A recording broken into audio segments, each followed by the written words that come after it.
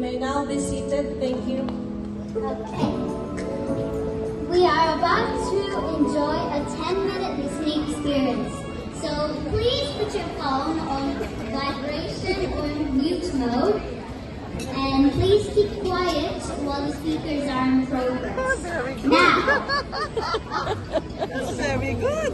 let's welcome on stage the President of Pangasinan Down Under Victoria Incorporated.